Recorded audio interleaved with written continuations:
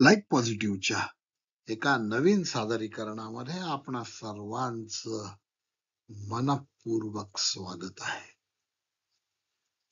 आज गुरुवार 28 नोव्हेंबर 2024 प्रदोष आहे आणि ज्ञानेश्वर माऊलींचा संजीवन समाधी सोहळाचा दिवस आहे. ज्ञानेश्वर माऊलींचा 728वा संजीवन समाधी दिन आज आळंदीमध्ये साजरा होतो आहे. या निमित्ताने संजीवन समाधी म्हणजे काय, ज्या अजान वृक्षाच्या खाली त्यांनी समाधी घेतली त्या अजान वृक्षाचं महत्व काय आणि ज्ञानेश्वर माऊलींच्या कार्यावरच एक मराठी कवन आपण बघणार आहोत.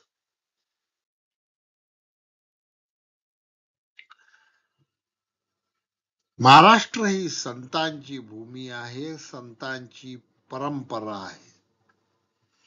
परंतु असे एक संत, असे एकमेव संत ज्यांना सगळे लोक माऊली या बिरुदाने संबोधित करतात, असे संत एकच, ते म्हणजे ज्ञानेश्वर महाराज. श्रावण वैद्य अष्टमीला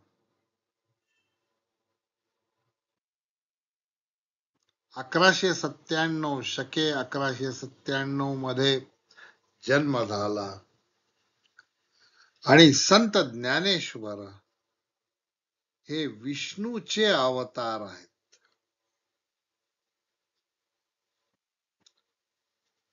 त्यांची जन्मतिथी आणि कृष्णाची अवतरण तिथी एकच आहे.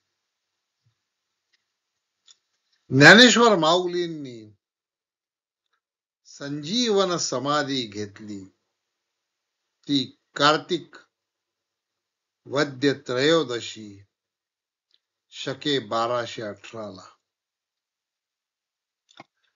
संजीवन समाधीची स्थिती ही अत्यंत कठीण अशी योग स्थिती आहे. संजीवन समाधी घेणे हे सामान्य योग्याचं लक्षण नाही. ज्ञानेश्वरासारखे असामान्य योगीच वयाच्या 21व्या वर्षी आपले कार्य पूर्ण करून संजीवन समाधी घेऊ शकतात. अद्वैत वेदांत शास्त्रानुसार समाधीमध्ये, संजीवन समाधीमध्ये योगी केवळ त्याच्या चित्ताचाच विलय करत नाही, तर तो त्याच्या प्राणाचाही विलय पंचमहाभूतांमध्ये करत असतो. आणि संजीवन समाधी माऊलींनी घेतली आणि माऊली आजही भक्तांच्या हाकेला ओ देतात, भक्तांना भक्ती मार्गामध्ये प्रवृत्त करतात आणि माऊलीचं कार्य अद्ययावत चालू आहे.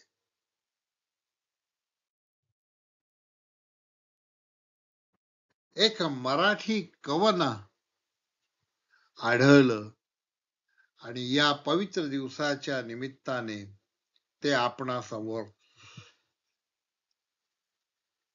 सादर करीत आहे. अर्थपूर्ण आहे. ज्ञानदेव माझा जगाची माऊली भक्तांची सावली निरंतर. ज्ञानदेव माझा ज्ञानदेव आहे. प्रत्येक भक्ताला असा वाटतो की ज्ञानदेव हा त्याचा आहे. यामध्ये ज्ञानदेवांचं मोठेपण दडलेलं आहे.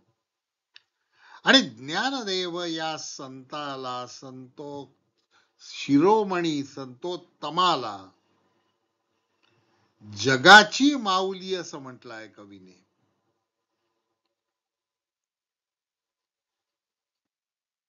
आणि ही जगाची माऊली भक्तांवर आपली मायेची पखरण करत असते आणि ती पखरण निरंतर करत असते. ज्ञानेश्वरांच्या कार्याचं वर्णन करण्याचा प्रयत्न कवी करतो आहे दुसऱ्या कडव्यामध्ये.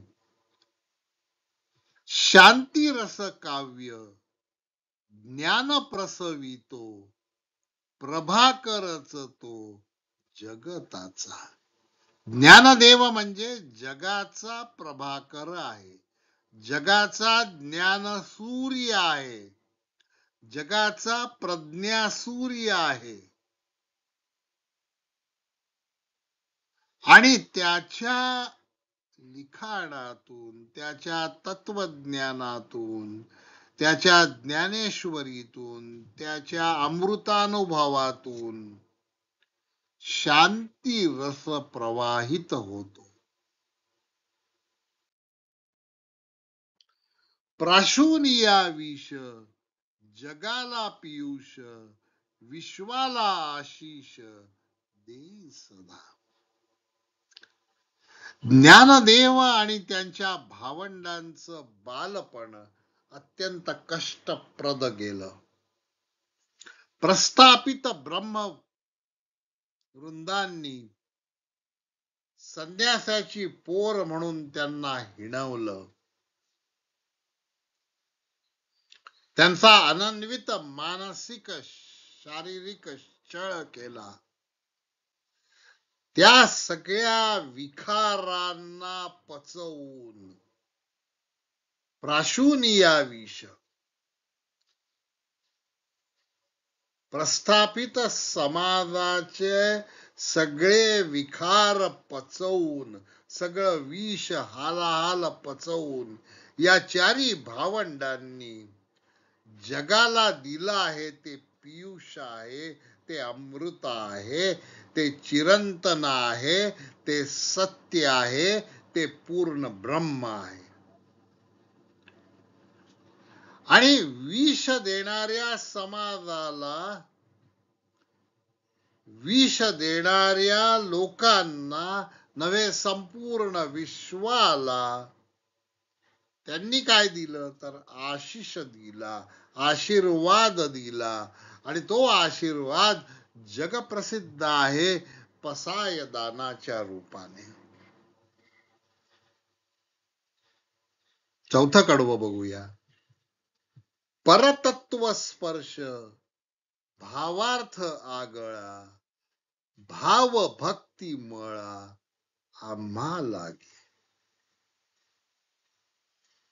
माऊलीच्या लिखाणातून, माऊलीच्या कीर्तनातून, प्रवचनातून, तत्वज्ञानातून आम्हाला परतत्वाचा, ब्रह्मतत्वाचा परिसस्पर्श आढळतो, दिसतो, भावतो.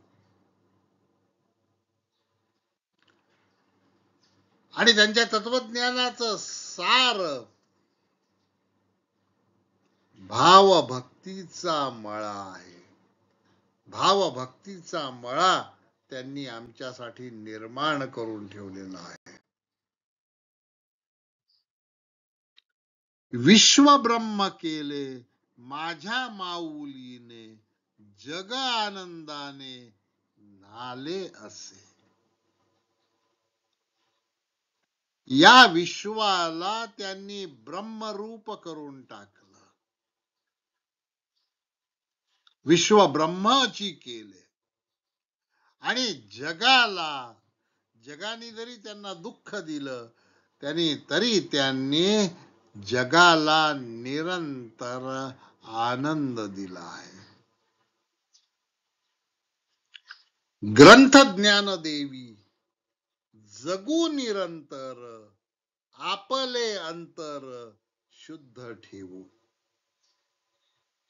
ज्ञानदेवांप्रती आपली कृतज्ञता कशी व्यक्त करायची हे कवी या 6व्या कडव्यात सांगतात आहेत.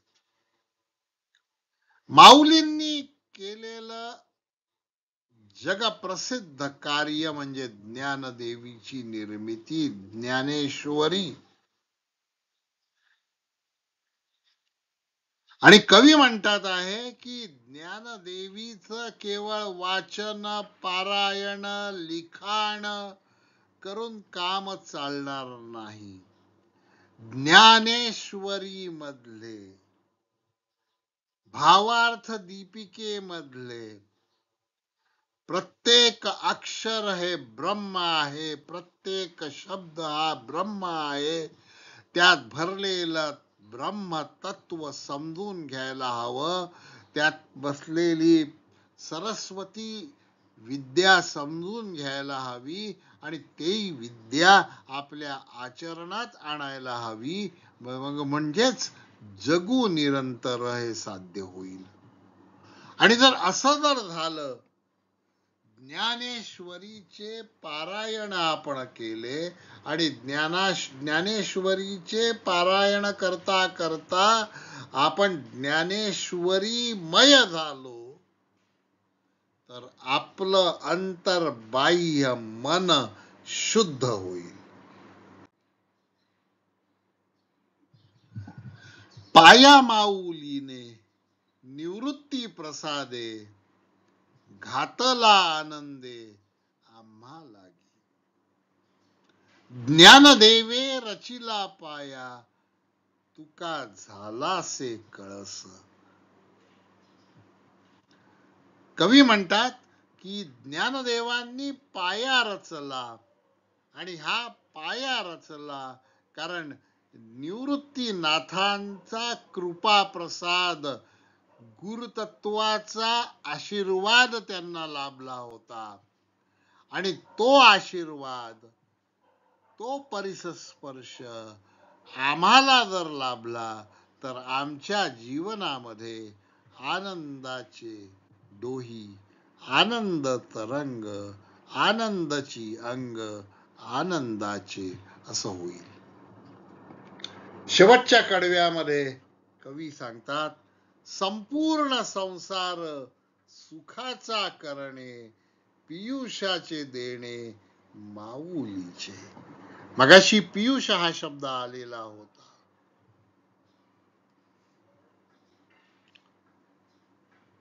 ध्येय काय आहे संतांचे की संपूर्ण संसार केवळ आपल्या शिष्यासाठी नाही, केवळ आपल्या चाहत्यांसाठी नाही, केवळ आपल्या पाठीराख्यांसाठी नाही, तर संपूर्ण संसारासाठी त्यांनी मागणं मागितलेलं आहे. आगळं वेगळं मागणं मागितलं आहे, जगा वेगळं मागणं मागितलेलं आहे. संपूर्ण संसार सुखाचा करणे हे ज्ञानेश्वर माऊलींचं ध्येय होतं आणि ते साध्य केलेलं आहे. आणि म्हणून शेवटच्या कडव्यात कवी परत म्हणतात, संपूर्ण संसार सुखाचा करणे हे पियुषाचे देणे माऊलीचे. कैवल्याचे देणे या पुस्तकातून 52-53 पानावरून हे कवन उचललेलं आहे. कविवर्यांचे, प्रकाशकांचे जाहीर आभार मानतो आहे. संजीवन समाधीच्या प्रसंगी ज्ञानेश्वरांच्या हाती जी काठी होती ती अजाण वृक्षाची होती. आणि या अजाण वृक्षाला आयुर्वेदामध्ये खंडूचक्का या नावाने ओळखलं जातं आणि या खंडूचक्का पासून आयुर्वेदिक तेल तयार करतं, जे हाडाच्या दुखण्यांवर रामबाण काम करतं. अजाण वृक्ष ज्ञानेश्वरांनी का निवडला? वृक्षवल्ली आम्हा सोयरी वनचरे, असं तुकाराम महाराज म्हणतात. प्रत्येक संत वृक्षांवर प्रेम करा असा संदेश देतात. ज्ञानेश्वर माऊलींनी सुवर्ण वृक्ष पिंपळ आणि अजाण वृक्ष याची उपासना सांगितलेली आहे. अजाण वृक्ष हा ज्ञानेश्वर माऊलींच्या मुळे सिद्ध झालेला आहे, पवित्र झालेला आहे. या वृक्षाचे प्रत्येक अवयव, पान असो, फांदी असो, खोड असो, साल असो, मूळ असो, हे औषधी गुणधर्माने संयुक्त आहे. आज अनेक लोक आळंदीला गेले की अजाण वृक्षाचं पान आणतात, ते सावलीमध्ये सुकवतात आणि आपल्या तिजोरीमध्ये ठेवतात. अक्षय पात्र होतं अजाण वृक्षाचं सुकलेलं पान, सुकवलेलं पान. आणि म्हणून मृत्यूलाही जिंकण्याची शक्ती ज्या वृक्षामध्ये आहे, औषधी गुणधर्म संयुक्त असा जो वृक्ष आहे तो अजाण वृक्ष आहे. अजाण वृक्षाचं महत्व स्वामी एकनाथ महाराजांनी वर्णन केलेलं आहे. त्यामुळे या पवित्र वृक्षाखाली बसून जे लोक पारायण करतात, वाचन करतात, त्यांना दिव्य ज्ञानाची प्राप्ती होते. हा व्हिडिओ आपल्याला कसा वाटला ते कॉमेंट मध्ये नक्की लिहा. ज्ञानेश्वर माऊलीचा जगाला दिलेला वैश्विक संदेश चिरंतन मनन करण्यासारखा आहे. ज्ञानेश्वर माऊलींच्या संजीवन समाधी प्रसंगी, त्या दिनी, त्या पवित्र दिनी त्यांच्या चरणी लीन होऊया आणि ज्ञानदेव माऊलींना विनंती करूया की त्यांचा वरदहस्त आमच्या डोक्यावर असावा आणि आमची मती प्रकाशित व्हावी, सत्सद विवेक युक्त व्हावी, चांगलं काय आणि वाईट काय हे समजण्याची पात्रता आम्हाला यावी. कारण कलियुगामध्ये ही पात्रता येणं अत्यंत आवश्यक आहे. धन्यवाद.